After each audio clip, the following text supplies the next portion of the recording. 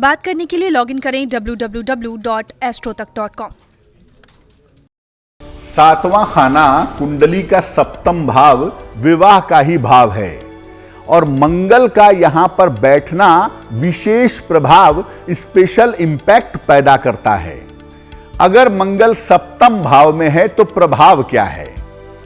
अगर मंगल कुंडली के सातवें खाने में है, सप्तम भाव में है, तो ये व्यक्ति के अंदर उग्रता और हिंसा पैदा करता है।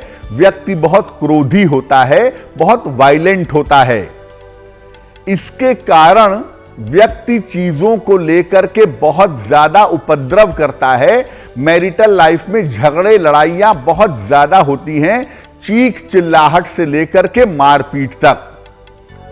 इस मंगल की वजह से अक्सर वैवाहिक जीवन में हिंसा आ जाती है, मारपीट होने लगती है, पति पत्नी के बीच में हाथापाई, शारीरिक ताकत, इसका प्रयोग होने लगता है। अगर सप्तम में मंगल है तो ये तो इसका निगेटिव पार्ट हुआ। पॉजिटिव क्या है? अगर सप्तम भाव में मंगल है तो संपत्ति और संपत्ति संबंधी काम में लाभ होता है। ऐसे लोगों के पास एक से ज्यादा प्रॉपर्टी होती है, अक्सर प्रॉपर्टी का व्यवसाय करते हैं और उसमें सफल होते हैं। ऐसे लोग बड़े पद पर भी जाते हैं और ढेर सारी संपत्तियों के स्वामी भी होते हैं। यानी ये मंगल संपत्तिवान बनाता है, बड़ा पद देता है और प्रॉपर्टी के या मेटल के प्रोफेशन में, प्रॉपर्टी या धातु के व्यवसाय में व्यक्ति को फायदा पहुंचा देता है। अगर इस मंगल की वजह से आपके पारिवारिक जीवन में हिंसा आ रही है, झगड़े लड़ाइयां हो रहे हैं, तो क्या करेंगे? इस मंगल के प्रभाव को समाप्त करने के लिए मंगलवार का उपवास रखिए। एक तांबे का छल्ला मंगलवार को सवेरे अनामिका अंगुली में, राइट हैंड की रिंग फिंगर में पहनिए, आपको लाभ होगा। और अगर आप ये उपाय करेंगे तो वैवाहिक जीवन से वायलेंस कम होगा, लेकिन मंगल के जो फायदे हैं वो आपको निश्चित रूप से मिलते रहेंगे। कुंडली का जो आठवां भाव होता है वो वैवाहिक जीवन का मांगल्य भाव है। पति पत्नी एक दूसरे के साथ कितने समय तक रहेंगे, पति पत्नी के जीवन में शुभता कितनी होगी, हार्मनी कितनी होगी, आनंद कितना होगा, यह कुंडली का अष्टम भाव बताता है। और यहां पर अगर गर्म ग्रह मंगल बैठ जाए तो प्रभाव क्या होते हैं? अगर आपके अष्टम भाव में मंगल है तो यह आपकी वाणी और स्वभाव को खराब कर देगा। और अष्टम का मंगल परिवार होने के बावजूद जीवन में अकेलापन पैदा कर देता है। कभी कभी अष्टम मंगल की वजह से पाइल्स की, पेट की और त्वचा की समस्या भी हो जाती है। और अष्टम का मंगल सबसे ज्यादा निगेटिव मंगल है, क्योंकि यह मंगल वैवाहिक जीवन में अलगाव या दुर्घटनाओं का कारण बनता है। अब ये तो इसका निगेटिव पक्ष हो गया। पॉजिटिव पार्ट क्या है? अगर अष्टम में मंगल है तो इस मंगल के कारण आकस्मिक रूप से धन का लाभ हो सकता है, आकस्मिक रूप से धन का फायदा हो सकता है। व्यक्ति कभी कभी अच्छा शल्य चिकित्सक भी बन जाता है। अच्छे सर्जन लोगों की कुंडली में अष्टम का मंगल देखा गया है। तो यह मंगल अचानक पैसा भी देगा और बहुत अच्छा सर्जन, बहुत अच्छा डॉक्टर भी बना सकता है।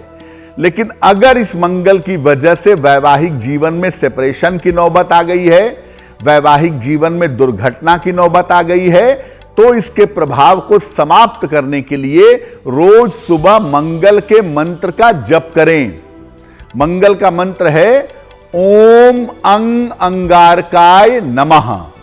ओम अंग अंगारकाय नमः, इस मंत्र का जप करें रोज सुबह 108 बार। हर मंगलवार को हनुमान जी को चमेली का तेल और सिंदूर चढ़ाएं। अगर आप महिला हैं तो आप केवल लाल फूल चढ़ाइएगा, आपका काम चलेगा। मंगल अगर लग्न में हो, चौथे भाव में हो, सातवें में हो, आठवें में हो, तो मंगल के प्लस माइनस क्या हैं, किस तरह का नुकसान है और किस तरह का फायदा है। अब अगर कुंडली में मंगल 12वें खाने में हो, द्वादश भाव में हो, तो इसका इंपैक्ट क्या होता है और इसके फायदे नुकसान क्या होते हैं। अगर मंगल कुंडली के 12वें भाव में है तो ये मंगल सुख की और भोग विलास की इच्छा को भड़का देता है।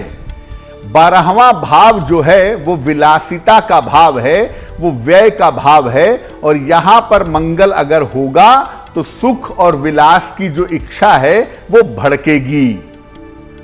ऐसे लोग किसी भी चीज से संतुष्ट नहीं होते।